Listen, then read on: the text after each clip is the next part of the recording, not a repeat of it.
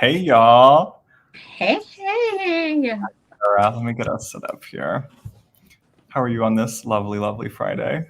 I am good. I'm really jealous of the fact that you are on West Coast time, though, because it's 7 o'clock here and I need more time. I need more daytime, Sam. I'm gonna need you to fix that. It's like the days are long. We could try to add some bonus right now, but it's gonna be a losing battle the coming months. Yeah. I always forget. I truly never remember that you're 3 hours ahead. I don't know why. Yeah. It's full on dinner time at this point over there. Yeah. Well, except that my dinner reservations are at 10. Who do I think I am? 10 p.m. Right? What kind of person makes dinner reservations at 10 o'clock? A person who does a live at 7 with Sam and, eats a whole thing of peanuts and it's not dinner time yet. Yeah, I had a piece of toast before this, proper meal. Oh well. Well, thank you for joining us in your It's very generous of you, and I know it's going to be a wonderful class because we've got some great project for today, and we're talking German style wire. Yes. And I think I have lots of questions to throw at you. Well, hopefully I'll have lots of answers. Fingers crossed. I'm sure you have a bounty of information to share with us because I think you seem to be one of the main folks who really you pretty much only use German style. Yeah. And are a huge advocate for it. And you managed to convince me to get it for the shop. We've known each other for over a year now, and every single live has said, Sam, German style wire. Yep. And I'm yeah. But now you know. Now I know. Yep. Ever since I did some wraps with some of the 24 gauge, did some wire wrap loops, and I did it 3 dozen times, making a chain. Yep. That's what convinced me. Yep. That it's just easier. It wasn't bending all over the place. I actually felt like I had control over the wire. Yes. Yeah. So I might be converted, and I have now all of the gauges. Look at you. Yeah, you're all stocked up. I'm gonna have to get used to them not being on rolls until I get the big roll, because so you get the big ones. Look at this one. One day I'll get to that where I'm okay, I'm using this enough. It makes sense for me to get a big roll for myself. Yeah, and look, I've actually upgraded. So these are the ones that I normally use, which are the fourth of a pound, and now I've upgraded to the full-on pound. And Beadalon's yeah, you need the pound because that's all you use. We're setting this too often. That's amazing. Yeah, we mostly got, these are called, they call these the coils. So they don't come on a spool, which I'm not used to, and it's still a different process of using it. And then we also got some of the more popular gauges in the quarter pounds, which are really lovely because they're on the spool, and I feel they kind of keep themselves organized in a really nice way. But we'll get into all that. The news is that German style wire is finally at Sam's Bead Shop thanks to Sara Lovecraft. Yay! I promise that some of you will never go back. You just won't. It's possible I might not. I mean, I have my whole collection of my bare copper wire. Yeah. And I'm sure, and I know there's going to be projects where I'm still going to want to use that for certain things. And we'll talk. I'm hoping we can start going over that. But yeah, absolutely. How wire seems like it's very adaptable for a lot of uses. Yeah, it's very, very versatile, and it really does kind of have the magic. It's like the magic potion for those who struggle with wrapped loops. And not everybody struggles, but for those who do, this is 9 times out of 10 going to be the answer. This is what's going to fix all kinds of problems. Plus the fact that we're going to show tonight, it's so versatile. There's so many different ways that you can apply this into your jewelry making that it really makes it worth stocking up on. And so now that you have it in your shop, I feel like you're creating, this one-stop shop where we can go and get the best beads, and then we can stock up on this wire and get it and use it and learn the difference. because it's just like you said, you really don't know it until you try it. Like I can tell you, I can wax poetic about it all day long, but you're not going to know it until you actually get it, your hands on it and feel it. For some people, it's going to click. For other people, they're going to take it or leave it, and that's fine. But hopefully I'm going to show you some things that you definitely are going to want to keep at least a little bit of it around. Yeah. So my first question for you is, what is the main difference? What is German style wire versus like a normal, like artistic wire? So most craft wires and your artistic wire and your color craft wires are all what are considered a dead soft wire, which means that there is absolutely no temper to it whatsoever. It is one step up from like an aluminum wire. Aluminum wire is the most malleable and pliable out of all of the wires in the craft industry. The next step up from that would be like your copper cord artistic wires and just what is considered generally a craft wire.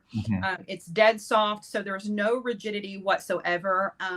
It normally comes in a huge selection of colors, whether it is the Bead's artistic wire brand or some of the other brands. It really comes in a large color selection. When you're talking about German style wire, it's a completely different animal. It's manufactured a little bit differently. It has a medium temper to it, which means that has a little bit more rigidity and structure to it, which makes it more conducive to designs where you are wire weaving or you are wire wrapping. It really kind of has its own built-in structure already. And for some people, that's exactly what you need. It also means that if you're making things like components or you're making frames for beadwork, you don't have to work harden it nearly as much. In fact, if you get a thick enough gauge, you don't have to work harden it at all. But, you know, it will work harden. And so you do have to be careful because there is that point where you can over work harden something. Right.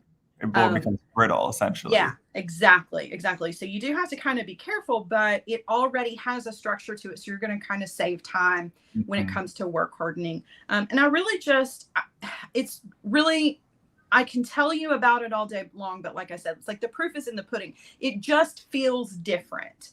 And it doesn't look any different. At first glance, it looks just like every other kind of wire. And I'll be honest with you, when I very first started working with wire, I never used German style wire. I used artistic wire for everything. And because of that, wrapped loops was just not one of my favorite things to do. I did it, but it wasn't until I was like, you know what, I'm going to take this German style wire out and see what it's all about. And it changed everything. So now I tell people, you got to I've always kind of felt like it's been harder for me than it's always needed to be. Like, yeah, I can do it, but sometimes like, if I'm just trying to like tuck my cord in, it's like sometimes so soft that I end up like, or like the tip in it, like, I feel like it just kind of does its own thing sometimes. You don't, and the German wire, it kind of felt like I was able to move with it better when I was doing a wrap loop. And I've been doing like wrap loops for years and years. And like, it always feels like, okay, this is happening. But like, it also feels like it's a lot of effort to make it. Like I'm having to sometimes redo it to like make it what I want. I'm noticing difference, so I'm excited to kind of keep trying it out in different places. So like Sarah came up with a project for today that uses a bunch of, I use like so many different gauges in this project. I was actually curious how you came up with that. I was like shocked. I was like, wait, you can use 4 different gauges in one project? Oh yeah. I feel like that'll be a great way to see kind of some of the German wire in action and what gauges tend to work well for different techniques. Yes, absolutely. And just kind of to talk back just a minute, and I can actually show this. I'll grab some artistic wire. I've actually got some color craft wire sitting here too. When it comes to like what you were talking about, the wire kind of just does its own thing when you're talking about like the dead soft wires. One thing that I noticed with my wrapped loops is that when I was going up and over the top barrel of the pliers, sometimes I'm gripping the pliers so tightly that it's making indentations in that dead soft wire. Whereas with the German style wire, I mean, you can make the indentations in it, but you're going to have to squeeze down really, really hard. So that really kind of maintains that circular structure of the loop. Whereas with the artistic wire, I feel like, you know, give or take just a tiny little bit of pressure and you could destroy your entire loop. So it makes a big difference just structurally. That's really, I hadn't heard you mention that difference before. So That's actually kind of nice because those sorts of like small details always, I feel like, are always things I'm paying attention to when I'm making jewelry. Yeah. I don't know. I've always focused on some like how are the loops looking and how professional does the piece feel, and will I feel good, especially if I'm going to sell it. How good will I feel about that? Right. And those sorts of details. It always seems to come down to the details for me when I'm thinking about that. Well, it is the small details, and it's the details that are going to separate you from the guy next to you. You know what I'm saying? And it's those little things, but those are not always going to apply to everybody because not everybody's heavy-handed with their tools. But for somebody like me who is, where I'm gripping a whole lot stronger than what I think I am with the tools, I'm making unintentional mistakes with my soft wires that I can avoid with using the German style wire. So it kind of takes that pressure off of me. I don't have to worry nearly as much when it comes to the small minor details like that. So yeah. And if folks were asking questions, I'm going to scroll back to the comments once we start the project. If you have questions about German style wire, like now today would be a great day to ask those while we have an expert with us. I thought it was so funny. We also, because Mare was joined in the hardwired group, Sarah's paid group, and was kind of actually almost, you guys were talking about a similar thing today of like, what is the difference between these wires? Yeah. And it's so fun. And Mare's actually works for Bead, so it is able to tell all sorts of things about the wires. So I feel like we're getting our like wire 101 today. This is today is the day we figure it all out. Well, and the more you know, right? The more you know what options you have available. Because a lot of times when you start out, it can be overwhelming. You don't know. There's so many different kinds of wires. There's so many different gauges. There's so many different colors. What do you choose? What are you going to use it for? You know, and so hopefully we're going to be able to give everybody some information that's going to keep them from spending money on the wrong things, getting the right things, and really kind of focusing on their technique as opposed to spending money on things that maybe are not going to work for them. So that's my goal. Education. It's a big deal. I mean, it really, it's stuff I didn't know when I very first started. So I'm happy to pass it along. Yeah. And I thank you for that. Do you want to tell us? I would love to. Do you want to show us the earrings that we're doing today? Yes. Okay. So we're using beads from the bead box. And if you guys joined us on Tuesday when Sam was over on the Sara Lovecraft page, we went through the box, right? And we talked about those tangerine. The Groovy Ovals. Yes. And I got the opportunity to use them as the centerpiece to these awesome earrings.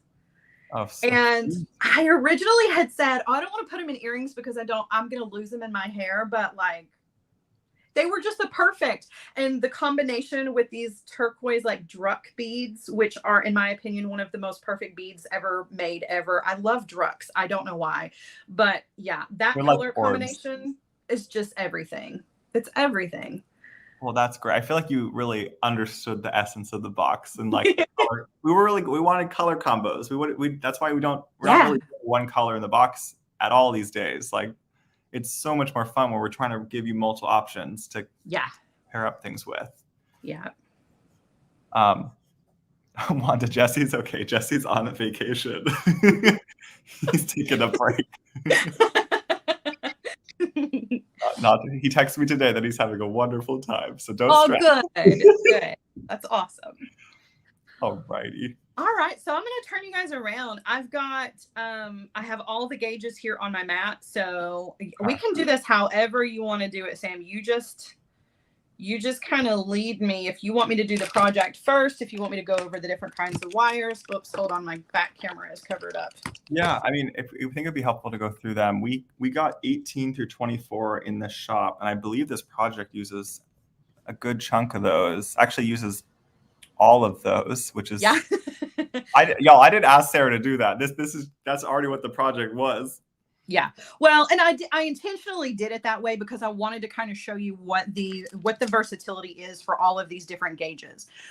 Do I think it's necessary that you buy every single gauge? No, but if you're going to get serious about your wire work, then eventually yes, because there is a use for every single one of these.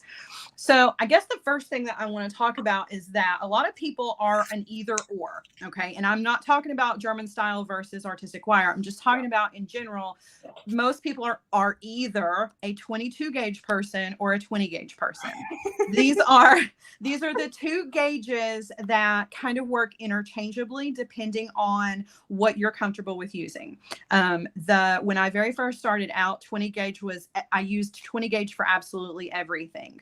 And just like with switching from the artistic wire to the German style wire, I gave the 22 gauge a chance, probably because I was out of the 20. I really don't know. But when I gave the 22 gauge a chance, I realized what I had been missing in my life. But now everybody's going to be a little bit different because everybody is going to be a little heavier handed with it. It's just going to feel different to different people. But the point that I'm trying to make here is that these two gauges can be used interchangeably. So anything that I can do with 20 gauge, I can do with 24 or 22 gauge, and vice versa. So for me personally, I like to use the 22 gauge for things like the accents, like these little loops that we're going to do on our component. I like to use the 22 gauge for it. It's just sturdy enough to maintain its structure without having to work harden it, particularly in a shape like this where you can't necessarily get in there and work harden it. So this really, it will hold its shape. I don't have to worry about that at all, but it's still soft enough and flexible enough that I can get really tight wire wraps with it. I also use this for my knotted head pins, which we're going to do. It makes a great knotted head pin, but these things can also be done with the 20. The only thing that you really kind of have to keep in mind, other than using which one feels the best to you, is that when you step up to the 20, things are going to be a little bit more bulky. You're going to see that your knotted head pin is going to be just a little bit bigger. Your wire wraps are going to be just a little bit bigger. Things where your accents are, it's going to be just a tiny bit more noticeable. And that really just kind of comes with what you want out of your designs. But they really do work kind of interchangeably. However, we are going to make our own ear wires today. This will be the last thing that we do. And I 100% recommend the 20 gauge wire for ear wires. The 22 gauge wire, even if you work harden it, just does not seem to be sturdy enough to withstand taking in and out of a piercing all the time. Whereas the 20 gauge, it's going to last as long as your earrings are going to last, as long as you take care of it. So I definitely, for anybody, whether you're going to make them like the ones that we make them, or if you make a different style, 20 gauge is definitely what I recommend for making your own. It's also definitely what I would recommend if you are somebody who likes to make your own jump rings. That's not something that I do, but if you do, 20 gauge is the gauge that I really kind of recommend for that.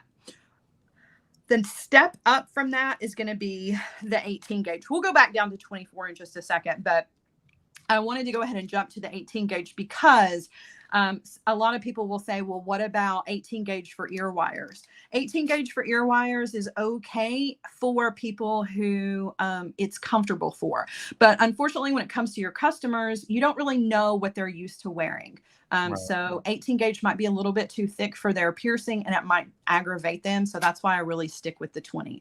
But now the 18 gauge is going to pick up the slack everywhere else. 18 gauge is going to be sturdy enough and stiff enough to make components out of. So if I'm making teardrop shaped components, or if I'm making circles, or anything that I need like a nice sturdy structure to, the 18 gauge is what I go for. You can step all the way up to, the 16 gauge if you want to, but I find that the 18 gauge with a little bit of work hardening is going to work for just about everything when it comes to making your own components, because you only have to work harden it just a little bit, and it maintains the structure perfectly without adding any extra weight. You do kind of have to take that into consideration as well. The thicker the gauge, the wire, obviously the heavier it's going to be overall. So when we're talking about earrings, 18 gauge is definitely the thickest I would go with when it comes to making components. I feel like 18 became my workhorse really quickly for every frame I needed to make. Yeah. Like I was finding I was running out of it faster than I thought, like it was expecting. Oh yeah. Yeah. Because it really does. It serves so many purposes because it is strong enough without being big and bulky. And it even has enough surface area that you can flatten it and it looks nice, without being too thin. Because you got to be careful with flattening things. But the 18 gauge wire, really just kind of an all around great wire to have on hand. Right. Because these wires are not meant, these German style wires are not meant to be flattened, correct? Well, they're not necessarily made for flattening, but you can. There's no reason why you can't. You just have to be careful. We kind of touched on this in the hardwired group a little bit because it's kind of the same, throwing back to the bare copper. When you are work hardening a wire that already has a temper to it, this medium tempered wire, there's a thin line between work hardening and becoming brittle. And if you work harden it too much, and like flattening would be one of those instances where if you're going to flatten it, you got to be really careful not to over flatten it because you're over work hardening it and then it becomes brittle and it's going to snap. And it may look secure, but it may be a day or two after you've worn it. And then all of a sudden a weak spot, you know, comes in it and it'll snap. So you do kind of have to you got to be careful with that. How does the color vary inside the wire? The color vary inside are you asking me what the core? Yeah, because obviously these are all plated wires. So, right. are you concerned about the core of it when you're hammering it and such? Not so much. I feel like it, it displaces pretty evenly if you hammer pretty well. But you'll see, even though it's plated, it's not a copper core wire. It's what's silver on the outside is silver colored on the inside as well. Oh, interesting. I was expecting something different when you did that. Yeah. So you don't have to worry too much about if you flatten it, if that inner core is going to show, because it's going to be the same color as what's on the outside. Huh, that's really helpful. So backing up to our 24 gauge, this is also one of those wires that's sort of like 18 gauge. It's good to just have some of this around. I don't use it nearly as much as I use the 22 gauge, but I do grab for this quite frequently when I'm using things like gemstones and pearls. And the reason being is because a lot of times with a gemstone or with a pearl, the drill hole is going to be a lot smaller and your 20 gauge and your 22 gauge may not fit unless you ream the bead. And sometimes that's just not a good idea. You know, I mean, if we're talking about specialty check, a lot of times I don't want to ream a specialty check bead just because I'm afraid that I'm going to crack it or, and with gemstones as well, just kind of depending on the hardness of the gemstone. So 24 gauge is definitely what I recommend for that. It makes great knotted head pins. We're going to do knotted head We're going to do knotted head pins with not only the 22, but with the 24, because I want you to see that just because this is a thinner wire doesn't mean that it can't still do all of the same things. However, this is definitely not going to be a wire that you want to work harden because it's already thin. So you don't want to hammer on this one. It will break. And you don't want to use this one for structure just because it's soft. Not soft, but I mean, it is softer than the rest of them just because the gauge is smaller. But a great wire to have on hand for when you're working with, beads that have a smaller hole, or you need accent wire or wire wraps that are not going to distract from the overall design. If you want wire wraps, but you don't want them to be part of the design, the 24 gauge tends to disappear pretty easily and just kind of fades into the background. The one thing that I don't think we mentioned about German style wire, and I don't know, I haven't looked at what you have in the shop as far as the colors are concerned, but I do want to mention that the German style wires don't come in the same color selection as your craft wires and your artistic wires. Yeah. So if you're looking for color, you're still going to want to go towards your other wires. But for making your own head pins and your components and things like that, I would choose this over color any day, just because I trust it. I know that it's going to hold up and it's going to do what I want it to do. So sometimes you have to make that hard choice. And if I had to choose between color and durability, it would be the German style wire. Yeah, we did silver, copper, gold just to start with the basics for them. Yeah. I've been eyeing the antique, they have an antique brass bronze finish. That's beautiful. Yeah.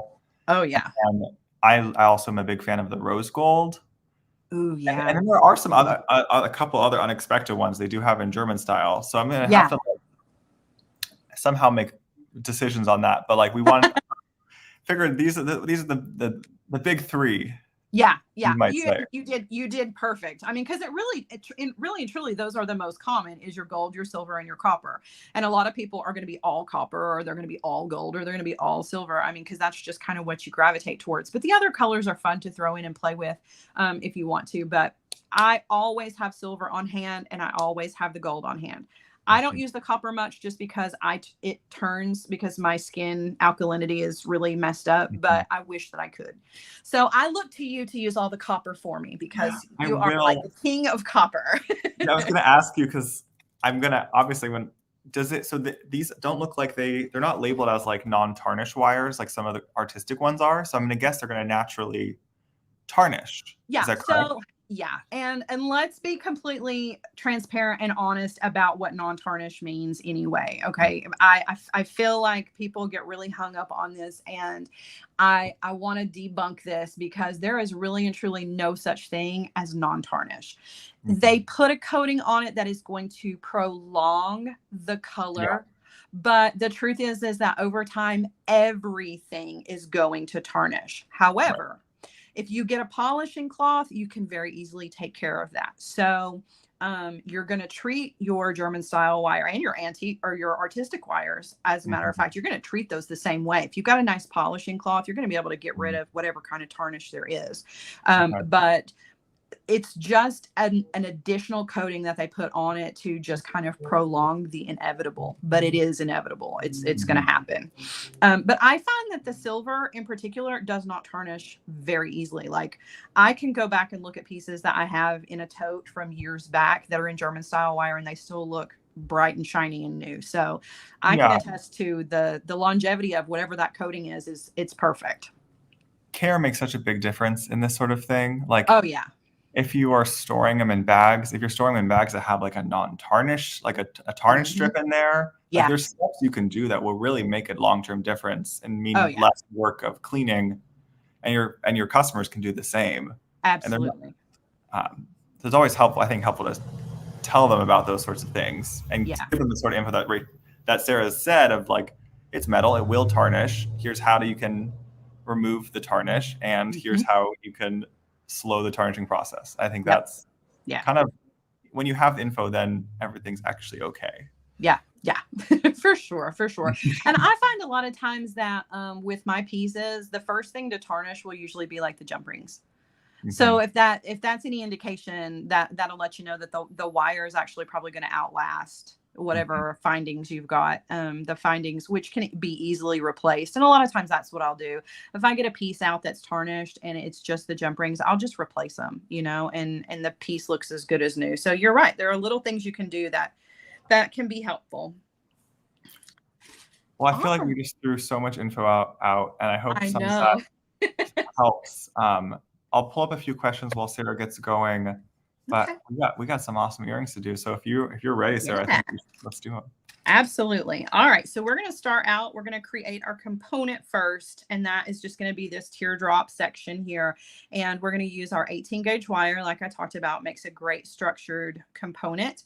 And you're only going to need about 5 inches of that. So I'm just going to lay it out here on my ruler, and then I'm going to come in with my cutter and trim to 5 inches. Now, I will say this, and I say this every single time I make a pair of earrings, because I have a tendency to make really big earrings because I love statement jewelry. Obviously, that's why I'm in the business that I'm in.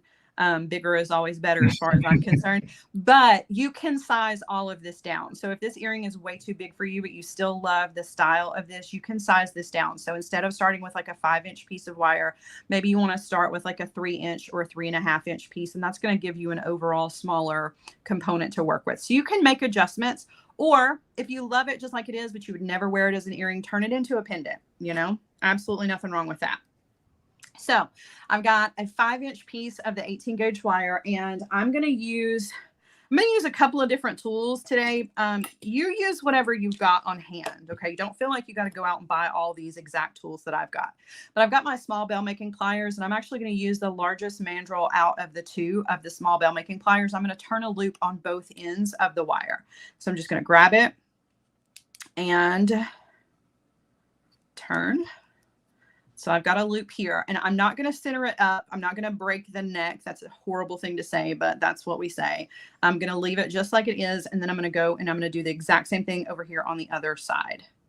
So the 2 loops need to be facing each other. And if they're not, just give it a twist. Hold them both in your fingers and just kind of twist it so that both of them are facing each other. Okay. All right. Now I'm going to use my artistic wire mandrel tool. If you don't have an artistic wire mandrel tool, that's okay. You don't have to have one of these.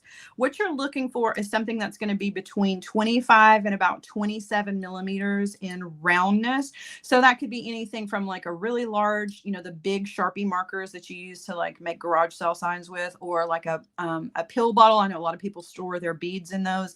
Anything that's round is going to work.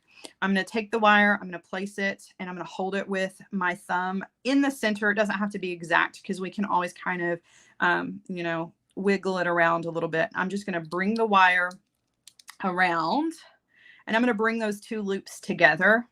And I'm kind of over squeezing because the wire is going to spring back, right, and open itself back up. So take it off of the mandrel, whatever it is that you're using, and you've got your teardrop shape. Now, at this point, you can really kind of open it up. You can squeeze it in. You can make this whatever kind of teardrop you want it to be. Some people are going to want theirs to be more narrow. Some people are going to want them to be wider. It's totally up to you.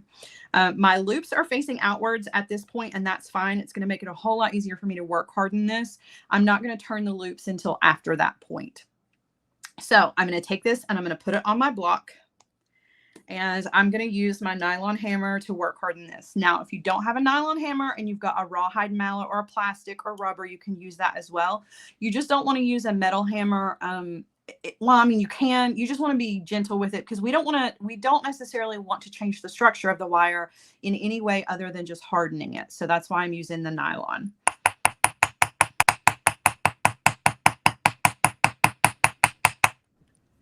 Yeah, you somehow have the most adorable, tiny bench block that I've ever seen. This is the baby block. And it's on a piece of rubber, which I think is wonderful because it keeps it from being so loud. I love the rubber, but I just love the size even more. I honestly don't even know where I got it from. I have no idea. I've had it forever.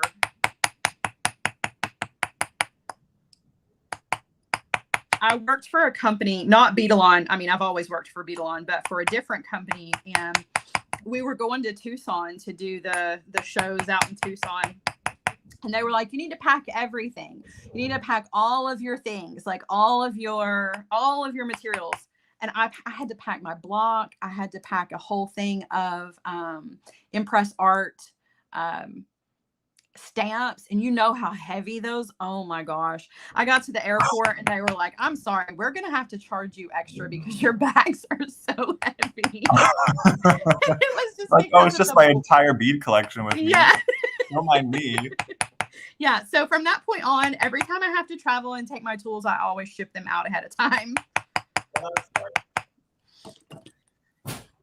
All right, so now we have our teardrop shape and I've work hardened it. You just want to be sure that when you work harden it, first and foremost, it doesn't take a whole lot to do that. You just want to tap on it a little bit, but you want to be sure that you do both sides because you never know what's going to be the front. And as you're holding this in your hand, not so much that it matters what's the front or the back, but as you're holding this in your hand, obviously the heat from your fingers is going to warm up the wire and that's going to soften it just a little bit. So that's why it's important that you do both sides because you kind of protected them no matter where you're holding on to it. So now I'm going to turn the loops. You can leave the loops like they are if you want to and just let that be part of the design, but I like my loops to disappear. So I'm just going to take a pair of pliers and I'm going to grab a hold of the loop and then I'm just going to give it a twist and I'm going to twist it so that when I'm looking at the component straight on, that loop just kind of disappears. It's to the back. Oh, okay. Smart. That makes a lot of sense. Do that to both. Okay, so now we have our components here and you'll be able to tell, you know, by just kind of feeling it and squishing and squeezing on it a little bit to see if it's work hardened enough. If you feel like it's not, you can go back in and work harden it a little bit more. I find that with the nylon hammer in particular, you can't really over work harden. It is possible, but it's going to take you a lot longer. Your arm is going to wear out before that even happens. So I wouldn't worry about it. All right, so now for the rest of this, we're going to make these loops, and we are going to wire wrap these directly to the component, and I'm going to use some of the 22 gauge wire because, again, I said it's great for everything. It's strong enough and sturdy enough to hold up its shape without causing extra weight. You're only going to need about 12 inches of this. That might be a little bit of overkill, so you may only need like 10 inches, but I always over measure my wire. Better to be safe than sorry. And I'm also going to use the small bell making pliers again, but this time I'm going to use the smallest mandrel out of the two instead of the large one that we used for the loops up here. So I'm going to take my 22 gauge wire and I'm going to anchor this to the component. And at this point, it doesn't matter where you anchor this to the component.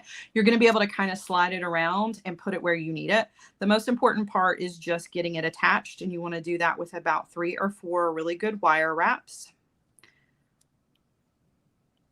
And those wire wraps don't have to be perfectly close together because you can always come in. You can see there's spaces between mine. You can come in with your pliers and squeeze those together to tidy it up. Okay, so we've got our wire anchored on, and I'll show you exactly what I mean. See how you can still slide it around on the component. That's fine. We want to keep it slipping and sliding around until we get to the 3rd loop, and then we really kind of want to lock it down. But we're not to that point yet. So what we want to do now to create our loops, I'm going to turn this component upside down so that the arch is facing away from me. I'm going to bring in my small bell making pliers, and I'm going to grab the component right next to the wire. Okay, now remember back from Rachel's class when Rachel was wire wrapping on the components, and she talked about how you want to be sure that you're following the natural path of the wire, meaning that even though we're going around a surface, we still want to be sure that we're going from front to back or back to front, depending on how you're wrapping. In other words, you don't want to wrap around the component if it's coming from the back and then go to the back, because it's going to throw everything off. So our wire is coming from the back. We are going to guide the wire around the edge of the mandrel here. And again, just following the natural path of the wire. So it was coming from the back. Now it's going across the front. And you just want to wire wrap. Now you can keep holding it on the tool if you want to, or you can take it off at this point. It doesn't make any difference. But you're going to wire wrap about 3 times. How did you choose your start point there?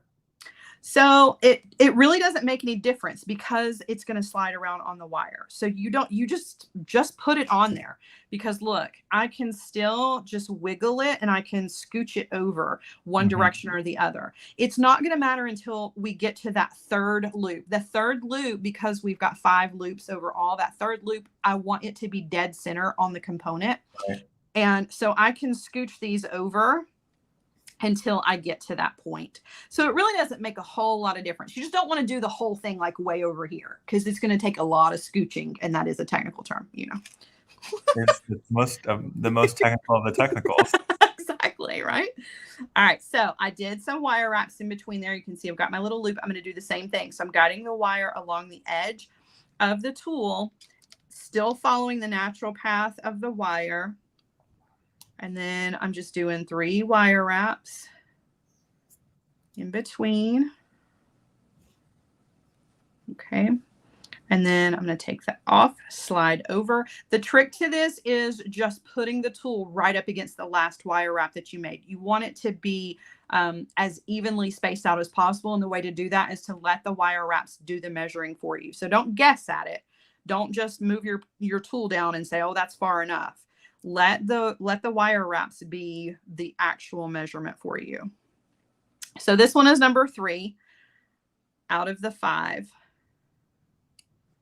And I do want to make sure that this one is centered. So I'm going to turn it over in my hand and make sure that it is as centered up with what's going to be the center as possible. That's pretty good. If it's not and it's off center just a little bit, just kind of wiggle with your fingers. You want to make small movements, and that's true with any kind of wire working. Small movements is what's going to get you the results that you want. If you make big sweeping, swooping movements, you're never going to be able to correct those if you make a mistake. whether it's when you're scooching wire over or anything. You want to be sure that you're doing small movements, because sometimes if you make a big bend in the wire, there's no going back from it.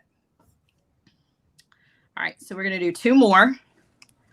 So again, just coming in with my bell making pliers, guiding that wire along the edge.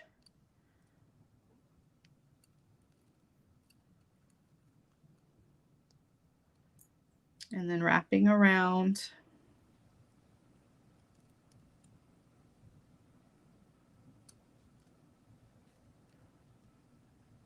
And you can always tidy those up with your fingers or with your tools or whatever. And just slide that off. And then we're going to do 1 more. I'm starting to like these like little, they're like little rainbows. I'm trying to see if like, yeah. Could you, if you had like a multi-step, like you have like your pair of multi-step pliers, Yes. could it be possible to like have multiple sizes layered on each other? Yes. Oh my gosh. Yeah. So let's discuss. Sam. I love the way your brain works. Okay, first of all, let's trim off our excess wire first, because I have the step to bell making pliers right here in front of me. Let's just look. I'm not gonna actually do it, but let's see. Completely unrelated to these earrings, but I was just like seeing you like that shape is beautiful. What more can you do with that technique? Right. So the only issue I see is going to be, how are you going to hold on? Where did I move where are my pliers? Here they are. It's almost like you have to work your way across and then work your way back almost, if you were to do multiple loops. I don't know, because look, what you could do, depending on how. So just placing the small mandrel in, right? Then this time the arch would go over the larger one, right? And it's always going to fit on the smaller one. So even when you bump up, right? Well, not necessarily with this tool. Right. Well, if you started larger and then went smaller, you could layer that. Oh, yeah. I think that would probably be smarter, would be starting larger. You're right. But that's I apologize. I was completely unrelated. No. But look, you could actually go in between though. So let's say that we grab it at the wire wrap. Mm-hmm. Okay. Now we're going up half a step.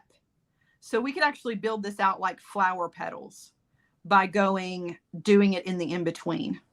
Does that make sense? And you would wrap onto those loops there? Yep. Or beside them. So you could either wrap onto the loop at the arch, the top of the arch, if you wanted to. Or you could wrap on the outer. It just kind of depends on how you wanted it to look. But that's what I would do. I would wrap onto the top part of the arch, go around the tool and wrap to this top part of the arch, and then hop over to the next one. And what's cool is that you're using this 22 gauge wire, which is sturdy enough to withstand that. So you absolutely could wire wrap onto that arch. So many ideas. Thank you for the tangent. I appreciate it. All right. So now, one thing that I have noticed is that my component has come out of shape a little bit. And that's okay. That's what happens. Just like I said, when you warm it up with your fingers, just bring back whatever mandrel you were using, put it back on there, and you can always kind of just wiggle it back into the shape that you want it to be. And if you need to put it back on the block, you can. Just be mindful that you're not squishing your loops. You know, you may have to be a little bit more careful when you are work hardening it after you've put things on it. Okay. So this is what, our 18 gauge and our 22 gauge. Okay. So now what we're going to do is I'm trying to decide what I want to do next. I think we're going to go ahead and do our dangles. So our dangles are going to hang from each one of these little loops that we made. And we're going to use the 24 gauge wire for this. And we're going to pretend like our Druck beads have really tiny holes, even though they don't, and the 22 gauge would fit in them. I want to use the 24 gauge because it is just a little bit smaller, so it doesn't intrude on the beautifulness of these beads, right? We're going to make knotted head pins, and the knotted head pins can be made with literally any gauge wire, just kind of depending on if you're really willing to do it with 16 gauge wire, I mean, I don't know who's strong enough to, but you can.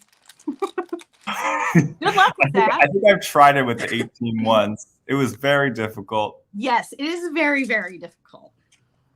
So my 24 gauge is actually, these are just my scraps. You really only need like 3 inches of wire. These are just scraps that I have that I keep. They're a little bit longer than what I actually need. All right, so knotted head pin alert. Here we go. All right, so we're going to come in with our round nose pliers using the tip of the wire and the tip of the pliers. We're going to grab the very tip with the tip. That's super important. Don't start way down here. You got to do the tip of the wire and the tip of the pliers. You're going to roll that wire around the tip of the pliers all the way around once. And then you're going to go a second time directly underneath the first one. So you're going to make a coil of 2 all the way around the very tip of the pliers. Okay. Before you take this off of the tool, take the wire and bend it so that it is running underneath the coils and away from your hand and away from the tool. Take it off and you can see you've got your 2 little coils there. You're going to take the tail end of the wire, you're going to bend it backwards and you're going to tuck it through those 2 coils. Makes kind of like a little lasso. You're going to come in with your nylon jaw pliers. Please do not do this with anything other than nylon jaw pliers. Grab it so that the 2 coils are sitting right up against the edge of those pliers. And then you're going to take another pair of pliers and you're going to pull. When you pull, you're pulling a knot into the end of your wire. And you've work hardened just a little bit. And you've made yourself a head pin where the wire is actually centered up with your knot. Okay. So perfect. We're going to do that 4 more times because we've got 5 beads. And so if you missed it that time, you're going to get to see it 4 more times. Okay. So tip of the pliers, rolling around once, rolling around a second time. We want to stop, bend the wire so it's running away from your hand underneath the 2 coils. Take the wire, bend it back, stick it through the coils. Nylon jaw pliers are a must. If you do this with regular pliers, you're going to strip the coating off of the wire and you're going to make it jaggedy and awful. Don't do it. I don't even think it would work. Oh, it will work. I did it at a competition, in Tucson, just to see if I could. Just don't do it. Don't do it. I really needed a head pin and I didn't have any nylon jaw pliers. And I was like, well, I wonder. Yeah, don't do it. Don't. That day really did go well for you. No, it did not. That was just a really, really bad. It was a bad time. I couldn't help it though. I was surrounded by so many talented people and I was overwhelmed. My brain just decided to stop working. So I think everyone should have been required to have multiple drinks first and then then I think we would have all been good because I had already had drinks and I learned that day that I am not made to drink and create jewelry at the same time. Like I just can't. But if everybody around me had, I think we would have all been on the same page and who knows what kind of insanity would have ensued, but just didn't work out that way.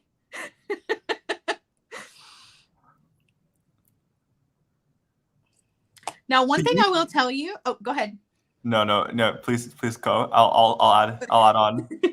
So one thing I'm going to tell you about the 24 gauge wire when you're making your knotted head pins. Now, keep in mind, I normally do mine with 22 gauge, which we're going to do with this guy here in just a second.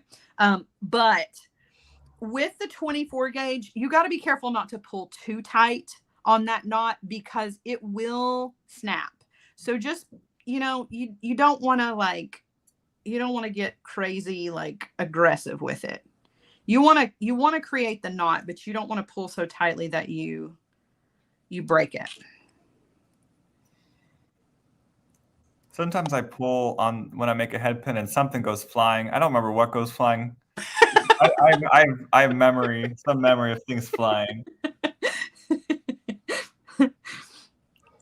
All right. So each one of these, we're going to wire wrap directly to the component. Okay. So we're going to be careful while we do this to not mess up the component. But the 24 gauge wire is really good about that because it's nice and soft. It's small. So we're going to do a wrapped loop we're grabbing the wire right where it exits the bead, and we're going to bend the wire over the top of the pliers. That does all the measuring for me, so I don't have to guess. And come in with my round nose pliers. I'm going to take the wire up and over. We're going to rotate the pliers and take the wire over to the other side. But now before we do the wire wrap, we want to take the tail end of that wire. Now you can see I have way more wire than I need. Keep in mind, this was a scrap piece, okay? Don't cut your wire as long as mine. You'll have extra scraps left over. All right, we're going to take the tail end of that wire and we're going to stick it through one of the loops that we made. And then we just want to kind of slide that in just like that. So it's a connection here. It's considered a cold connection, and we don't need a jump ring for that. I'm going to grab the loop with my bent chain nose pliers, and then I'm going to wire wrap between the loop and the top of the bead. And with the 24 gauge wire, I can get about 4 wraps. And then I'm going to come in with my cutter tool and trim off the excess. And we're going to do that 4 more times. So then that way our beads will all be attached. Well, don't you make that turquoise look so happy there? Turquoise is happy. Like, I don't have to do anything to it. It's already just like such a happy blue. Blue green, whatever you want to call it. All of the above. Yeah. Yes to both. I asked folks in the comments what their favorite color to pair with turquoise is. Do you have one? My favorite thing to pair with it is usually orange, like sort of like this. This is a different color orange for me, but like a carnelian, that's one of my favorite things to mix with it. Browns and tans, I think, look beautiful with turquoise, but truthfully, turquoise works with almost everything. It looks awesome with gray. It looks really good with dark blue, oddly enough. It looks awesome with red. Like, you can mix. I was going to say, I was like, if Sarah was born in the Southwest, maybe you would have said red. Yeah. But I was like, where did you grow up, Sarah? Down south in Tennessee. Okay, so you're still in the same state then. Okay. Yeah, I'm still here. It sucks you in and doesn't let you go. I've tried. Not for lack of trying, but yeah. No, I don't. I say that, but I honestly love it here. It's very green, and I'm very, very fortunate to have so much greenery around me. So I'm not. Dolly sang about it. She wasn't wrong either. It's a beautiful place to be, that's for sure.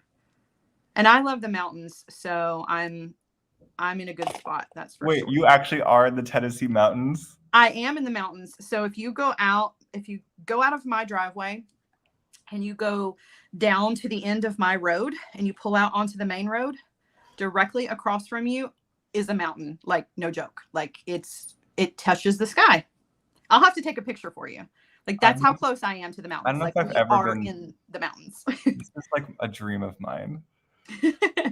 Well, let me tell you, we have to be really, really careful about things like our trash, because we have bears, we have coyotes, we have raccoons, we have Bigfoot, if you're into that sort of thing. I'm always teasing people. Q, we sit outside at night, and he's like afraid of all things that are wildlife related. And and one of my favorite things to do is to tell him, oh my gosh, did you hear that? That was Bigfoot. I know that was Bigfoot. It totally freaks him out. He does not like that at all. The thought that there could be a Bigfoot or a bear in the woods behind us, just like, that's too much for him. Yeah. You and I would get along. He's here. You'll have to meet him. You'll have to meet him at the end of the project. I'll make him come in here and say hi to you. I would love to. I would love that. All right. So this is the last one. Okay. And I didn't really talk through these because I feel like, when I do it 5 times, you kind of get it. But we're just taking the tail end of that wire and we're sticking it through our loop, whether it's this kind of loop or anything else. And you just kind of just push them together and they'll just snap together in place. It doesn't take a lot of force. In fact, you don't want to force it because that 24 gauge wire, it's soft. You don't want to mess up your loop. And then you're just going to wire wrap. And you're going to come in with your cutter tool and trim off. Get as close as you can with your cutter tool. And if you still have a little bit of wire sticking out, just come in with your pliers and just kind of squeeze it and tuck it in. Okay, so there are no jump rings here, which means I don't have to worry that these are going to get caught on my hair or my clothing or anything. They're definitely going to stay. They're not going anywhere, which is a great thing if you're using gemstones for, you know, that I'm always worried that I'm going to lose a gemstone. So if you can do a cold connection without a jump ring like that, that's the best way to keep your gemstones safe. All right, we're going to do one more knotted head pin, and we're going to do it with the 22 gauge wire for our tangerine bead here. So I'm going to use 22 gauge wire, just a little piece. And why did you choose to switch gauges for this bead? Well, honestly, because I just wanted to show the versatility of every single gauge of the wire that I've got, but because the 22 gauge is the one that I use the most. Okay. And particularly the one that I use the most for knotted head pins. So I felt like it was only fitting that I include it. That makes sense. Yeah. So same steps. Okay. But you're going to be able to pull on this one just a little bit more because this is a thicker gauge wire. So tip of the wire, tip of the pliers. We're going to roll around the top once and then a second time. Bend the wire underneath those coils. Get off of the tool. And then same steps. You're just going to take that wire and you're going to bend it back, tuck it through those little coils, and then nylon jaw pliers again, and pull. Now you're going to get a bigger knot because it's a larger gauge wire, but it's still not overpowering. It's still just a knotted head pin. All right. And then we're going to do a wrapped loop.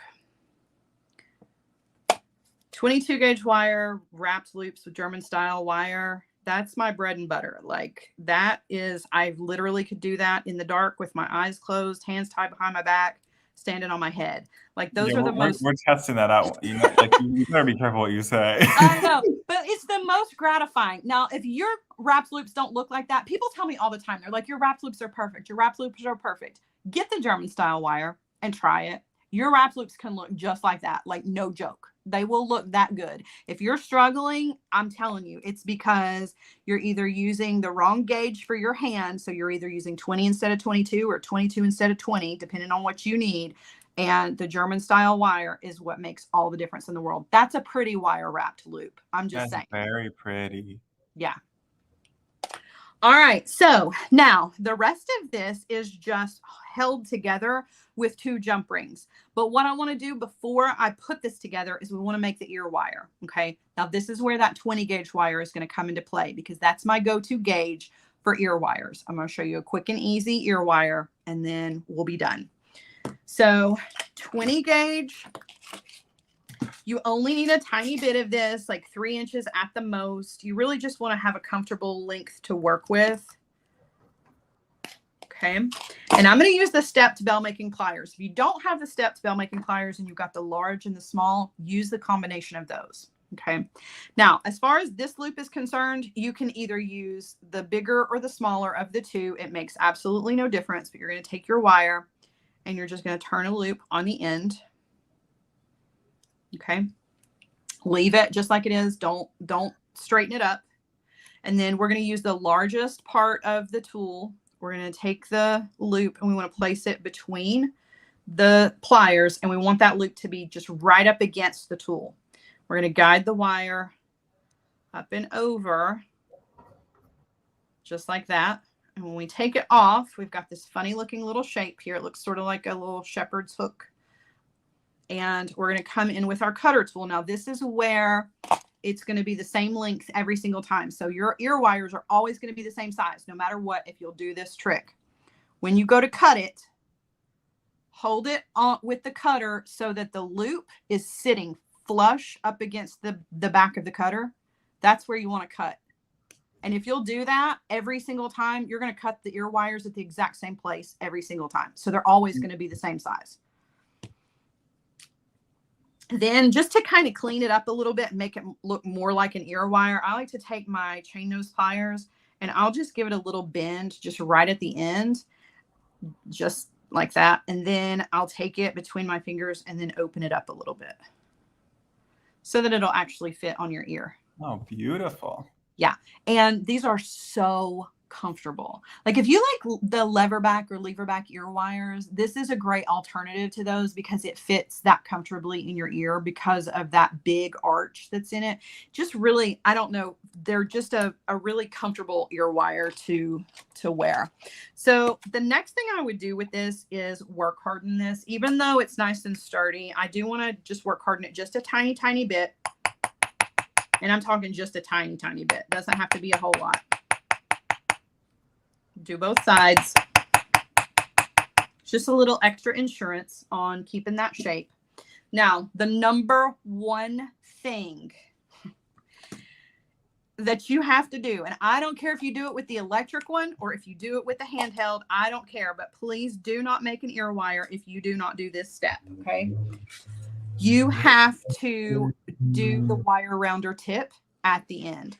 Do not leave it like it is when you just cut it and then give it to a customer, because if there is even the tiniest little microscopic shard of wire left behind, it can infect an ear piercing very, very quickly. And you don't want that customer to come back to you and be like, here's my doctor bill. Okay. So you want to round off the tip of the ear wire. You can do this with an emery board. You can do it with a metal file. You can do it with a manual. I do it with the electric. So I use my bead reamer and I just replace the tip of it with the reamer with the wire rounder. It's just a little cup burr, which is just basically that. It's a cup and it's got little grooves in it. Your wire fits directly into it.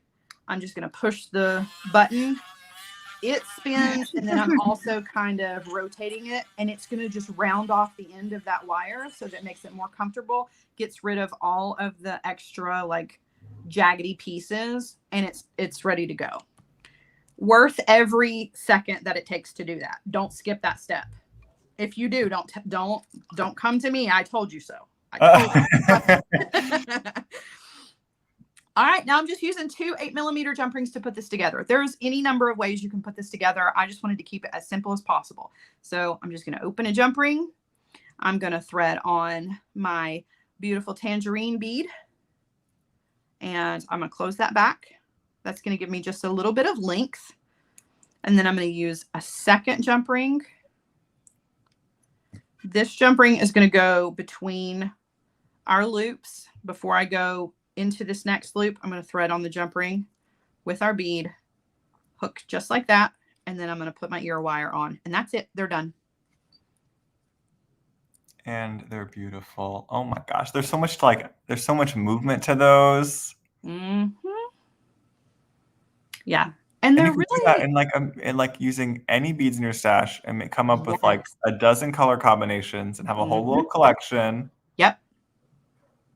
Yeah. Oh, that's and lovely. just like I said at the beginning, you can make them smaller. Like if this is too big of an earring, just do a smaller component, right? You don't have to make it as big as mine, but you can still have the fun, still that kind of cha-cha feel for an earring, just in a smaller version.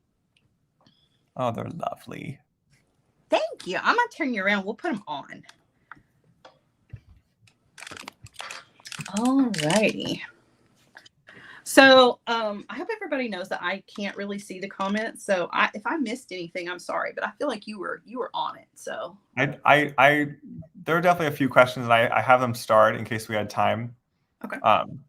But you did actually go over pretty much all these things already too. See, that's a big earring, but I love a big earring, so I'm not complaining. But I mean, you know, some people it's way too big for them, and that's okay. It is much easier for me to teach a big earring just so that you can see all of the steps. Just know that when I teach earrings, that's part of the reason why I pick big ones, just because visually it's easier to see. But I think they're cool, so I would wear them. They could be a pendant. There's you could do whatever you want with that technique easily. Yeah. Oh yeah. So one question from Lori, really important question: is Sarah's fingernail polish 2 different colors? Oh my gosh! So this is actually really embarrassing. Originally they're supposed to be this hot pink color. Okay. But I was coloring my hair and the gloves busted. I do know the answer to this question. Yeah, and so 3 of the fingers where the gloves busted, they got stained, so they are a different color. Yes, thank you for noticing. I got no shame in my game. It's okay. I went to beauty school. Yes, I do my own hair. So. Will you do mine, please? I've always wanted to dye my hair. Oh, I'll do it for you. I'll do okay. it for you. Absolutely. We'll add that to our list of for your visit. Let's see here. Let's see. Someone's asking about sterling comparison. It's actually on the package. On the back of the package, they give you basically a grading of the hardnesses. Mm-hmm. So you have like your artistic wire, then your German style, and then you get to your sterling filled and sterling silver wires after that. So in terms of the spectrum here, like it does say German style copper. Why is that German style copper? I'm not sure. It doesn't actually state, but that's the only German style that's listed. Yeah. But basically, German style copper looks like it's almost halfway to half hard, mm-hmm. and artistic wire is at dead soft. So they're actually both on the softer end of the spectrum. Yeah. Like you're not on the other end of the spectrum being like stainless steel, which is like what they make memory wire out of. Yeah, which is impossible to make wrapped loops with. I've tried. The worst. You have to do it. It's like, oh my God. Just to see if you can, Don't do it. Did you say wrap loop? Yeah. Oh, I thought you just meant like just a normal loop. Those are hard too. But the wrapped loops are like, that's some serious. Like you gotta eat your Wheaties in the breakfast. For real. Let's see. A couple of German style questions. Randy was asking, can you work harden, then manipulate? I'm gonna guess other way around. You've always want to manipulate your wire and then work hardening it kind of to set it as needed. You don't need to set a wrapping. You only need to set like a frame or an ear wire. Yeah, just your long sections. And also remember that every time you bend or move that wire in any way, shape, or form, you're actually hardening it. Yeah. So, as you're using it, you're hardening it. It doesn't necessarily mean that you have to put it on a block. Good point. Have you ever tried twisting German wire? Zoe had a question about she was having issues with twisting German wire. And it breaks. So you can twist it, but because it has that medium temper, it's just like I was talking about with the with any movement is going to work harden it, and like flattening it is going to harden it as well. So you're going to find it. There's a fine line between hard and then that brittle breakage. So it can be done, but really, I mean, if you twist your artistic wires together, you're going to get a nice strong wire that's comparable to your German style wire. So I really don't know that there's a need necessarily for it. If you're going to use twisted wire, just twist it with your other wires and incorporate it into whatever you're doing if you can. That's super helpful. I think those are the main questions regarding German style. If folks are like curious about German style, y'all should just check. Sarah goes live twice a week. You should check out her live. She's using German style wire all the time, and it's like a wealth of knowledge. And also check out Sarah's YouTube channel because you have so many amazing projects on the YouTube channel that if you're needing to just kind of see what else can you do with German style wire, because most of your projects do use German style wire for. Yeah. And even a lot of the projects that we've shown here for the shops, for Sam's Bead Shop classes, there's no reason you can't convert them to using a German style wire. It would absolutely work. It might even work even better for some of the designs where there's a frame. So I think this is just a nice like extra piece of information just to have at your disposal now. Absolutely. Yeah. Yeah. And like I said, if you're struggling with those loops, give it a try because it might change everything for you. It may change the game. It may just be that extra little confidence boost that you need. And it may not even have been your fault. It could have been the wire. And it's nice to learn something like that, to be like, oh, well, it wasn't even me. I was doing it right the whole time. I was just using the wrong product for me. And that's really the big takeaway from this. Yes, German style wire is made specifically for wire wrapping. It is made specifically for those kinds of projects. However, it's not going to work for everybody. So if what you're doing is still working, maybe you just want to play with the German style wire and just add it to your, your arsenal of things to use. But if you're struggling with your loops, it could be the difference, of night and day, and worth it to see, Yeah, I think it's worth a shot. I mean, I do a lot of wrap loops, like in like chain type things with 24 gauge, and I'm gonna keep tinkering with some of the other gauges also, and kind of find like where it's gonna be most helpful. Yeah, my creations, and I already know that 24. Okay, that was an easy swap. Like that makes a lot of easier. Let's see. Sylvia has a question. What was Sylvia's question? When adding the turquoise beads, do you intentionally put the wire through the front of the component before wrapping? Oh, was there a method to? So there's really not much of a method to it. And remember that the wire is always movable. So if for some reason you're like putting them in there and like you've got like the cut end of the wire is facing forward, you can always just like very easily just twist it around with your pliers to make it face the other direction. I was just going through the front just because that's the easiest, but honestly, it doesn't really make any difference whatsoever. Gotcha. I mean, because of how it's hanging, you wouldn't notice too much of a difference with the loop. But I guess if you do it consistently, then maybe another little detail that you could pay attention to. Yeah. But I think we've come to the end of our time. I'm so thankful for you spending your Friday evening with us, Sarah. I think I feel so lucky, and just such a nice way to like go into the weekend with new information, ideas, just feeling good. Yes. And I got to tell you, like, I don't know, there are a lot of things in the world that, I mean, like, I'm one of those people who I know a little bit about a lot of things, right?